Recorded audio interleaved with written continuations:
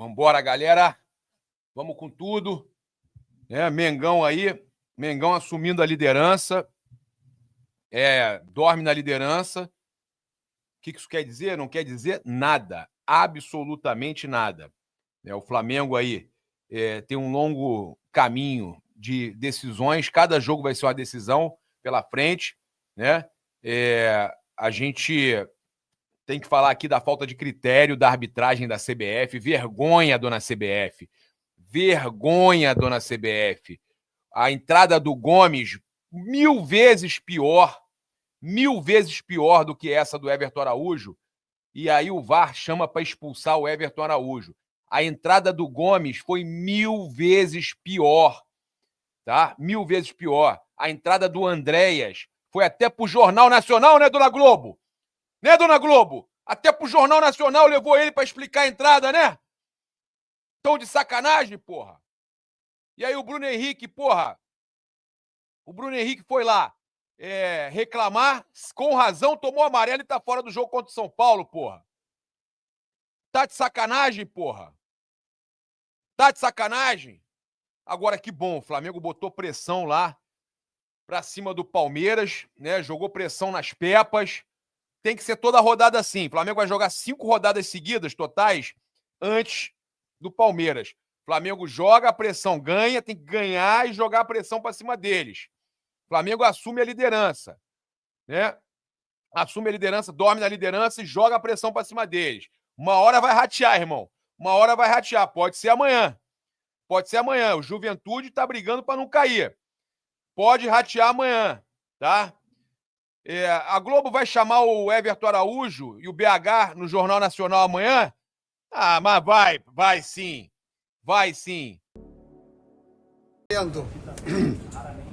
Só 2 pronunciamentos. O primeiro é agradecer à torcida, que um sábado à noite, num jogo contra o último classificado, normalmente as pessoas desmobilizam um bocado, tiveram em peso e apoiaram-nos do princípio ao fim. Agradecer em nome de todo o grupo de trabalho a presença deles. E o segundo pronunciamento, dizer que foi uma arbitragem perfeita, que fez cumprir as regras internacionais. Só é pena que a sul do Rio de Janeiro as regras sejam diferentes, tá? Vá. Boa noite. Você chegou no Flamengo não tem tanto tempo, né? Acho que 3 meses que você fez a sua estreia. Ontem, se não me engano, né? Foi dia 31 de agosto que você estreou. Qual a sua avaliação? 29. A estreia? 29 de agosto, então. Um pouco mais de 3 meses. Que você estreou pelo Flamengo. Qual a sua avaliação desse tempo que você está aqui? Como você se enxerga nesse elenco? Fisicamente, coletivamente, com o entrosamento dos companheiros, individualmente também a sua avaliação nesse período. Você que mais uma vez hoje ganhou a oportunidade de começar jogando e foi importante na construção do resultado. Bom, avalio esses 3 meses como bons. Eu acho que eu estou aprendendo muita coisa aqui no Brasil, muita coisa que eu não vivia há muito tempo e aqui venho aprendendo. E é um processo e é muito largo. Pode passar agora, acabar o ano e vai fazer 5 meses que eu vou estar no Flamengo e ainda vai ser um tempo recente. Lógico, eu entendo as cobranças que as pessoas fazem e tudo. Ainda acho que na parte física ainda vou melhorar muito. E como eu falei, 3 meses, muito recente, mas estou muito feliz de estar aqui. Estou feliz por ter compreendido hoje. Compreendido não, né? Contribuído no jogo hoje para a vitória. E espero continuar dando esses passos importantes no campo e com a camisa do Flamengo. Eu queria perguntar, o Felipe Luiz sempre a importância que você tem para esse elenco, que hoje você foi titular e num jogo ali que estava truncado, você deu aquele passe ali pro Bruno Henrique. Queria saber o quanto que essa assistência hoje, essa tua atuação te dá confiança para essa reta final de temporada do Flamengo. Bom, como eu respondi na pergunta passada, acho que é um processo, eu nunca perdi minha confiança. É lógico que o jogador tem altos e baixos, como todos os jogadores passam por isso. Aqui que a cobrança é muito forte, isso é notável, todos sabem, todos nós sabemos, mas é um processo e eu estou feliz por ter ajudado a equipe, não perdi minha confiança. Eu tento, eu busco, eu trabalho muito e não foi porque eu passei algum período sem melhorar meus números que que eu deixei de ser quem eu sou. Eu sei que eu sou um jogador muito bom, com confiança, e hoje apareceu e eu continuo confiante. E como eu falei, é um processo muito largo e o que eu quero mais é só desfrutar desse processo. O Flamengo tentou muito no primeiro tempo, mas acabou não conseguindo fazer o gol. Na segunda etapa, os gols saíram, né? Teve algum papo no intervalo que fez a equipe voltar com maior necessidade e maior assertividade na frente do gol? Cara, eu vou voltar a falar de processo de novo. Foi o que o Felipe falou na segunda parte. É um processo. Você não consegue fazer o gol no primeiro tempo, jogo truncado, é um processo, as coisas vão indo e o jogo vai se desenrolando, e aí acabou saindo o primeiro gol, logo em seguida saiu o segundo, e aí depois veio o golaço do Arrasca, e aí a gente pôde construir uma vitória boa, sólida e confiante e confortável para nossa torcida. Então, tudo passa por tempo, as coisas não acontecem de uma hora. A gente quer fazer gol com 10 minutos, 15 minutos? Claro que queremos, mas não é assim o futebol. Todo final de Libertadores, né? Rodou muito, 15 anos depois de carreira, vai ter essa oportunidade de novo agora pelo Flamengo. Qual é a sensação, cara, de voltar a esse palco tão especial agora com mais experiência? Qual é a expectativa? É maravilhoso, né? Maravilhoso, uma sensação muito bacana de se viver outra vez, principalmente da maneira que foi. Contra o clube argentino na semifinal, né, com todas as características de uma Copa Libertadores, né? A gente está muito satisfeito com isso, mas o ano não dá brecha para a gente ficar sonhando muito, né? A gente já teve esse jogo aqui hoje, que exigiu da gente o máximo de concentração, e vai ser assim até o final do mês. Concentração no Campeonato Brasileiro, porque cada ponto agora pesa muito mais. Daniel, boa noite. Aproveitando que você falou do Campeonato Brasileiro, o Flamengo e o Palmeiras na última década praticamente dominaram o futebol brasileiro. Quem que não fez? Muitos títulos do Palmeiras, ninguém quer fazer. E eu quero saber de você, que é um jogador experiente, qual vai ser o grande diferencial para essa reta final para um time ser campeão eventualmente do Campeonato Brasileiro e com a Libertadores? Aquilo que pede um campeonato de longa duração, né? A regularidade. Acho que estou seguro de que quem tiver melhor regularidade agora nesse último mês, né, nesse tempo que falta de campeonato agora, vai ser quem vai ter mais chance de vencer o campeonato, sabendo que cada jogo guarda um segredo, cada jogo é muito especial e muito difícil, então quem tiver melhor regularidade vai ter mais chance de vencer. A última aqui, ó. Tem como não projetar já um pouquinho da final da Libertadores? E lá do outro lado tem um zagueiro também, que é capitão do time, assim como você já foi capitão, que ele normalmente quando tá jogando fica ali buzinando no juiz, independente se foi falta ou não foi falta. O cara é meio malo ou isso daí é método? Você que entende bem, que já foi capitão, zagueiro. Você já sabe a resposta, né? Não, mas isso é... Cada um usa das suas artimanhas, das suas maneiras de tentar influenciar o jogo de alguma forma. Principalmente aqui na América do Sul tem muito isso. Não é certo, não tem certo ou errado, né? É aquilo que cada lugar tem de peculiaridade e é o que o jogo aceita. A gente tem que tentar usar a nossa força, que eu tenho certeza que não é isso. Enfim, mas até lá tem muito chão pela frente. Valeu, gente.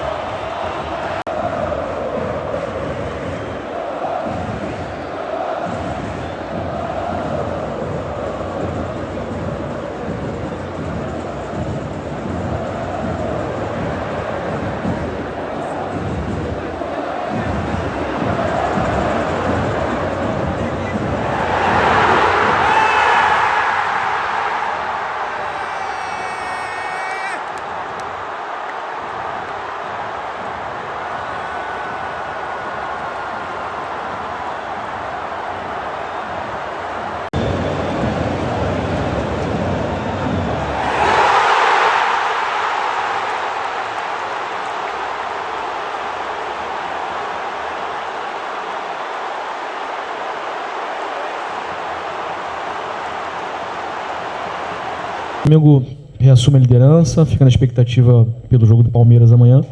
E eu queria abordar com você o próximo duelo contra o São Paulo, por ser um jogo tão grande também, só que ele vai ser realizado na Vila Belmiro. Você acha que isso, de certa forma, pode tirar um pouco o São Paulo da zona de conforto para não jogar no Morumbi? E o Flamengo pode ter algum benefício nesse sentido de estar jogando num campo que o São Paulo não joga como mandante, num jogo que o Flamengo precisa muito ganhar para seguir ali na briga pelo título também? Bom, acredito que o São Paulo esteja mais confortável na Vila que nós, né? Eles jogam mais lá do que a gente.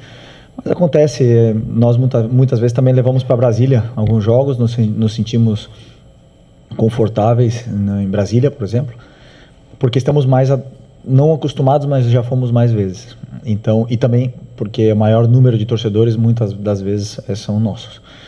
Então, não sei como é que vai ser a distribuição dos ingressos lá, mas faz muita diferença quem tem a maioria da torcida ou a torcida que canta mais, né? Isso, mas claro que não é a mesma coisa para o São Paulo jogar como jogar no Morumbi, com certeza muda, é diferente.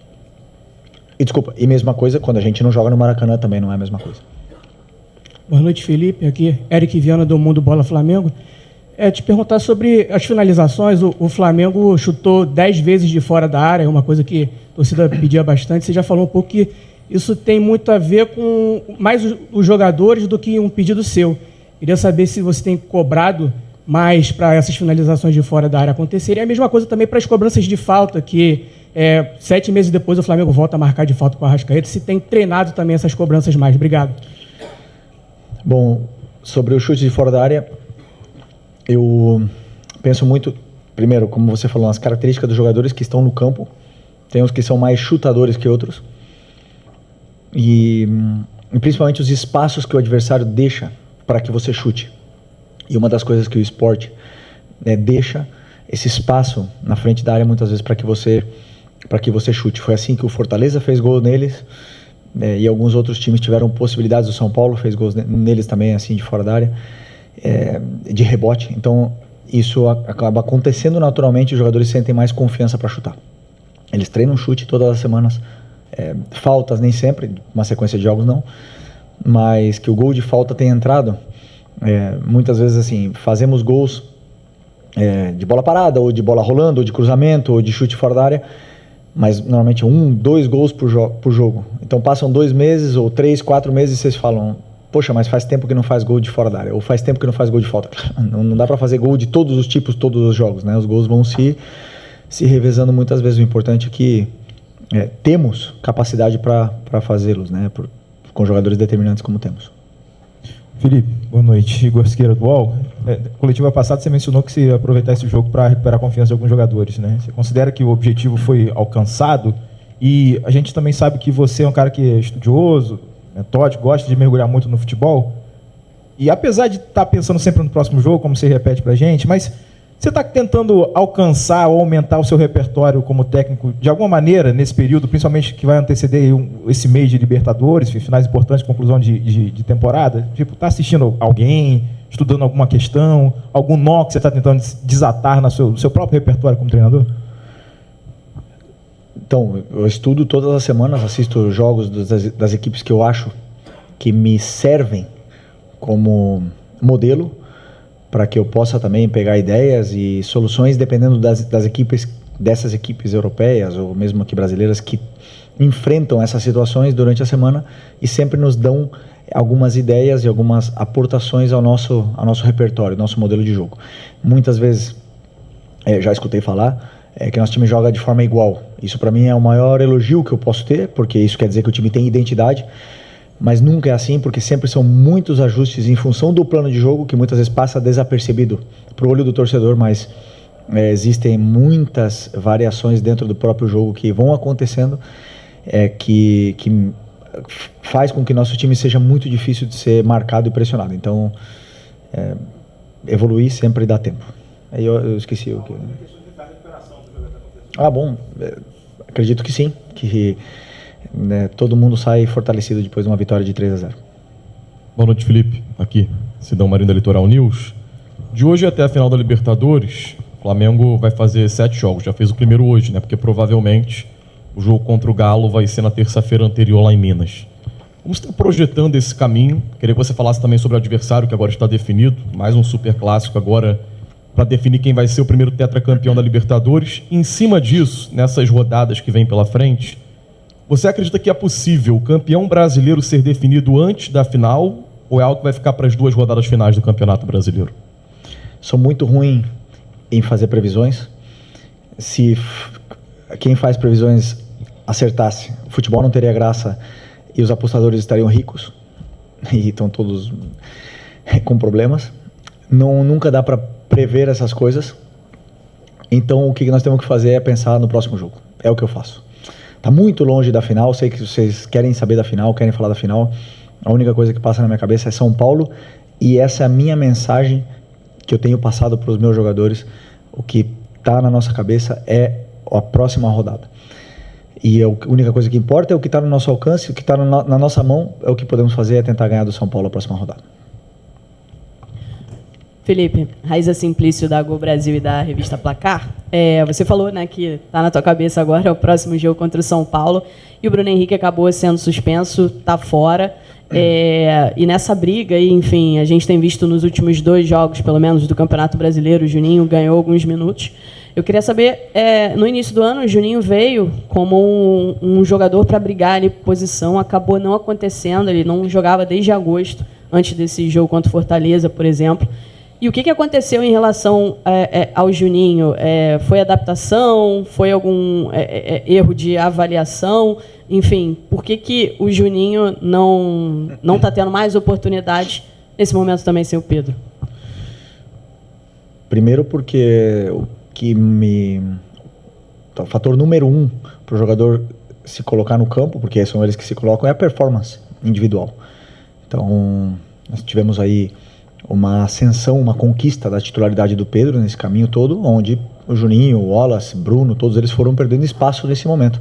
E com o espaço também a confiança, né? Então, sempre tento, de uma certa forma, quando eu posso, dar minutos, porque pelo que eu vejo durante a semana também vai me dando muitas informações para o que eu posso esperar do jogo. Essas informações eu tenho, vocês não. E muitas vezes as escolhas dos nomes não são agradáveis aos olhos e ouvidos dos torcedores, mas são porque também eu faço o que eu acredito que seja melhor para a equipe, dependendo do que eu vejo durante a semana e durante os treinos e os jogos, né? Então, o que aconteceu foi isso, não teve a sequência necessária, nunca conseguiu a confiança que precisa para poder performar e se colocar no time de forma unânime. Então isso não aconteceu e só depende dele. Felipe aqui. Felipe, na quarta-feira você deu um recado para a torcida e pediu para que a torcida hoje viesse para o Maracanã e tivesse um comportamento de apoio ao time. E a gente percebeu que desde a hora que começou o aquecimento do goleiro, a torcida cantando sem parar. E apesar de alguns erros no primeiro tempo, nenhum jogador foi vaiado, todo mundo foi aplaudido e a torcida cantou os 90 minutos. Você acha que a mudança, até para as coisas que deram certo no segundo tempo, tem muito a ver com esse comportamento da torcida também, que comprou a sua ideia de vir para o Maracanã para poder apoiar, de dar a mão para o time, levar o time para a vitória, que era muito importante para essa fase do Campeonato Brasileiro? Obrigado. Excelente pergunta. Eu não tenho dúvida que a torcida hoje foi um fator determinante nessa vitória. E vou explicar o porquê. Porque quando entra no campo jogadores que não estão no seu melhor momento de forma, como, por exemplo, todo mundo sabe, Lino, Bruno Henrique, que não estão com a confiança elevada, né? O próprio Plata, que vinha de uma expulsão, que vinha que fez para mim um excelente jogo contra o Racing, mas a expulsão afeta a cabeça de um jogador. Eles não receberam a cobrança que costumam receber com a torcida do Flamengo. E isso é importante que a torcida saiba que eles foram determinantes, o torcedor, determinantes na recuperação desses jogadores no decorrer do jogo. Porque eles vão tocando na bola, o Lino começou errando, a gente já sabia que ia acontecer isso, mas ele foi, conforme foi passando o tempo, ele foi recuperando bolas, foi defendendo, foi se encontrando melhor e foi voltando a ser o Lino. Por que não podemos falar um jogador desse preço, pegar e botar na gaveta, não botar mais esse jogador, porque vai ser vaiado. Então esse é a capacidade que o torcedor tem em cima dos jogadores, e eles fizeram isso. Então, conforme foram passando os minutos, os jogadores foram melhorando e acabaram fazendo gol, e acabaram fazendo o Bruno Henrique, no caso, né? Acabou fazendo gol, acabou recuperando toda a confiança, o Lino acabou jogando muito bem, sendo muito importante até o final do jogo, e esse era o meu objetivo. Como eu falei na outra coletiva, não quero nunca ensinar o torcedor a torcer, cada um faz o que quer, mas gostaria que o torcedor entendesse a potência e a capacidade que tem na hora de mudar a performance de um jogador. Então eu estou muito feliz, primeiro também porque lotou 70 mil pessoas no Maracanã. Felipe, boa noite. Emanuele Ribeiro, do GE. Globo. Parabéns pela vitória. Você citou alguns jogadores aí que fizeram uma boa partida. Eu acho que o jogador que, na minha avaliação, foi muito bem hoje foi o De La Cruz, que volta a ser titular, né? Teve a lesão do Jorginho. Eu queria saber de você como que está o De La Cruz fisicamente. A gente sabe que ele teve alguns problemas ao longo da temporada e acabou que o Flamengo também contratou outras opções ali para o setor do meio-campo, aumentando a concorrência no meio ali. E o De La Cruz acabou perdendo um pouco de espaço, mas é um jogador que tem uma qualidade enorme, que hoje fez uma grande partida, aproveitando também como que está o Jorginho, se tem algum prazo para o retorno dele. Obrigado. O Nico, como eu falei para vocês nas outras coletivas, na minha visão e pelo meu conhecimento, o Nico é um jogador que, com sequência de treinamentos, ele performa do nível de clube grande europeu. É um jogador muito diferente.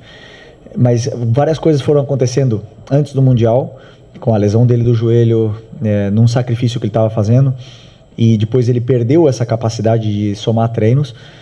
Depois ele teve uma sequência de jogos onde forçou ainda mais, depois entrou processo gripal no meio. Então foram vários detalhes que foram tirando ele desses minutos de treinamento, essa sequência importante para a capacidade física dele, e ele acabou não tendo a sequência e nem podendo competir por posição. Mas o Nico, que todos conhecemos, com ritmo, bem treinado, é um jogador top. E hoje conseguiu voltar a somar minutos e se sentir bem dentro do campo, que é uma coisa importante para o jogador. E o Jorginho, nada muito grave, mas temos que ir com cautela. Felipe, tudo bem? Boa noite. Gabriel Orfan, canal Paparazzo Rubro Negro e Revista Placar. Felipe, entre as suas mudanças hoje, você colocou o João Vitor no fim do jogo, acabou entrando na vaga do Léo Pereira, e eu queria saber de você como é que você está enxergando essa questão do zagueiro reserva, né? Porque na maioria dos jogos do ano você tinha o Cleiton como opção, junto do Danilo, do Léo Pereira e do Léo Ortiz. O Cleiton até entrou contra o Bahia. Hoje você coloca o João Vitor para jogar e recentemente você botou até o Iago na lista de relacionados. Como é que você está enxergando essa situação dos zagueiros da base, os zagueiros mais jovens, podendo ajudar mais aí na sua equipe? E como é que você avalia o jogo do João Vitor hoje? Teve até um lance que você aplaudiu ele quando ele acelerou um pouco o jogo. Obrigado. O João, todo mundo sabe que a qualidade e do carinho que eu tenho pelo futebol dele. Ele estava no Mundial Sub-20, por isso não estava presente no jogo contra o Bahia. E eu repito a mesma coisa que eu falei do Juninho. Para mim é performance, e do que eu vejo durante a semana. E o João não baixa um segundo. Então optei por dar minutos para ele nesse jogo de hoje, porque estamos com o Léo Ortiz com problemas no tornozelo. Fez também um sacrifício muito grande. E é importante para mim que ele tenha minutos e se sinta jogador profissional, se sinta partícipe do que está acontecendo no campo, porque em qualquer momento podemos precisar, e ele vai ser o jogador da sequência, pela performance dele no dia a dia. Felipe, aqui, boa noite, tudo bem? Júlio Miguel Neto, Diz Fla e S1 Live. Felipe, você fala que sempre estuda muito, jogo após jogo, né? Mas não tem como não perguntar essa situação do Pedro, porque o que passa para a imprensa e para a maioria do torcedor do Flamengo, que ainda é uma grande incógnita, né? Essa situação dele do antebraço, em relação à sua calcificação, e se ele vai estar apto ou não só para a final da Libertadores, mas tem jogos importantes no Brasileiro, tem um campeonato importante em curso, que é o Campeonato Brasileiro, e o Flamengo, nesse primeiro momento, se o Palmeiras não vencer amanhã, retoma a liderança. Eu queria perguntar para você em relação ao jogo de hoje, né? Você colocou o Bruno mais avançado. Já passa pela sua cabeça, você que é um cara estudioso, começar a avaliar a possibilidade de não ter o Pedro na Libertadores e ter essa peça-chave para o jogo contra a equipe do Palmeiras na Libertadores? Eu estou falando em relação à Libertadores, tem os outros jogos, mas já para ter uma base de caso você não ter o Pedro disponível. E o Plata? O Plata foi expulso.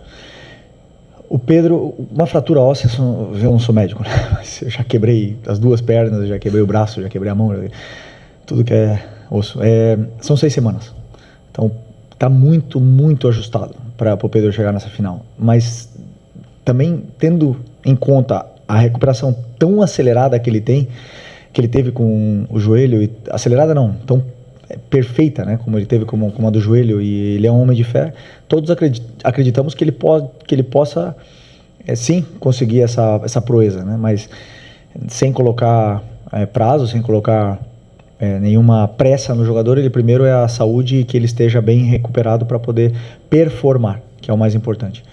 E o Bruno hoje jogou onde ele jogou em 2019 praticamente o ano inteiro. Com ele e o Gabi na frente, o Arrasca na ponta esquerda e o Ribeiro na direita.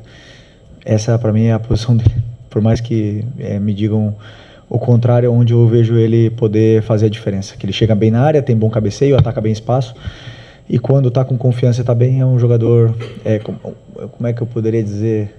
Ele e o Arrasca são lendas históricas do Flamengo e temos que agradecê-los. Felipe, boa noite. Bruno Castanha, de Papo Futebol Clube. Felipe, hoje o Flamengo teve mais um jogador expulso, né? Nos últimos jogos sempre vem rolando uma expulsão, algumas justas, outras não. Mas eu queria saber do critério, né? Você, a sua opinião sobre a questão do critério ou a falta dele nos jogos, porque a gente vê às vezes jogadas semelhantes e aí não é expulso, no outro jogo é.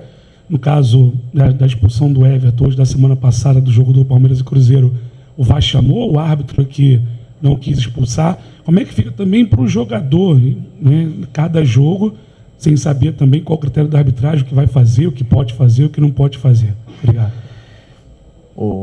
Foi justa a expulsão? Eu não vi o lance. Foi justa? Foi justa. Foi justa a expulsão. Tu não achou? Ok. Bom, o que eu escutei foi que reconheceram um erro no jogo do Palmeiras e se corrige. Nenhuma jogada é igual, mas começaram a aplicar e dali para frente. Então, entra nessa correção e o que eu tenho que fazer é tentar que meus jogadores também não sejam expulsos, né? No caso, o Everton foi sem nenhuma intenção de ser expulso.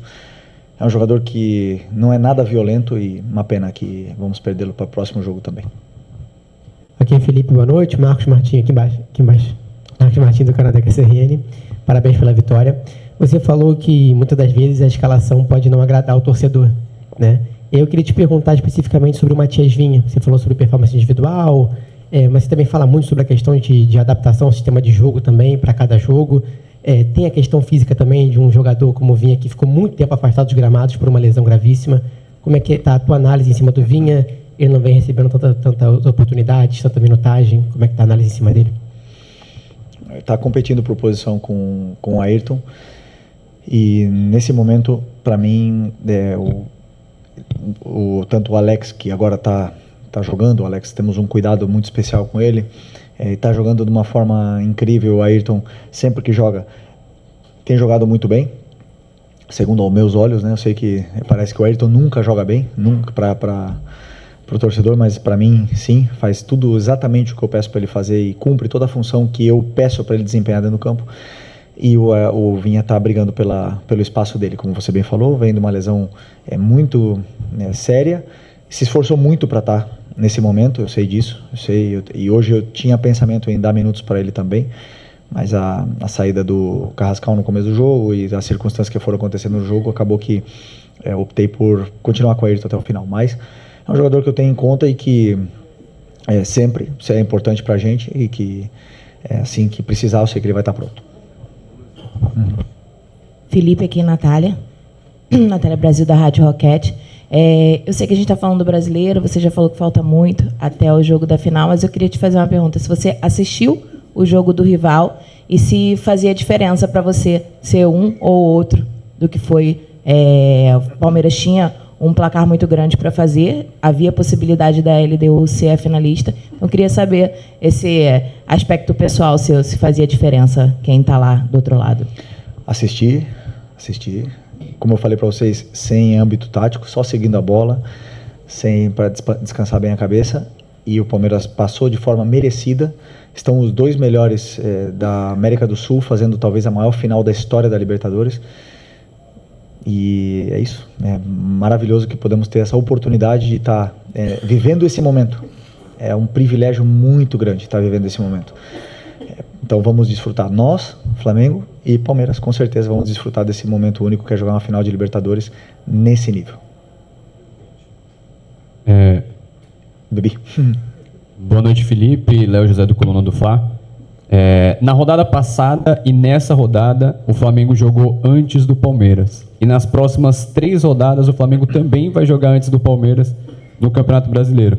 Alguns técnicos já disseram publicamente que preferem jogar depois, porque já sabem mais ou menos do resultado do adversário. E outros também já disseram que preferem jogar antes, porque entram sem pressão no jogo.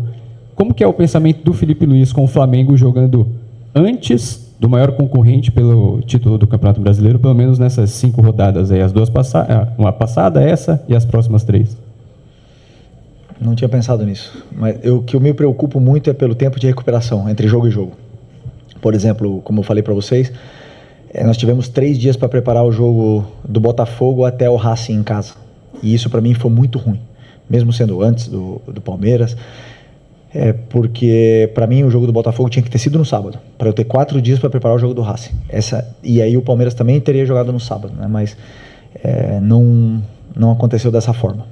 E isso é a única coisa que me preocupa, que agora, por exemplo, nós vamos ter 4 dias para preparar o jogo do São Paulo, e isso já é um tempo razoável de preparação.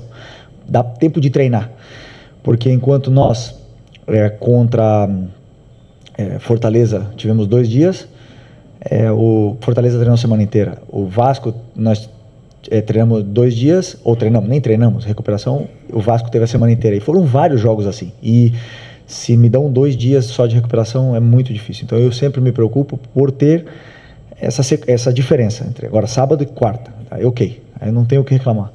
Mas quando são 3 dias, realmente é apertado até a nível de fadiga mental, tática mesmo, para poder ajudar os jogadores.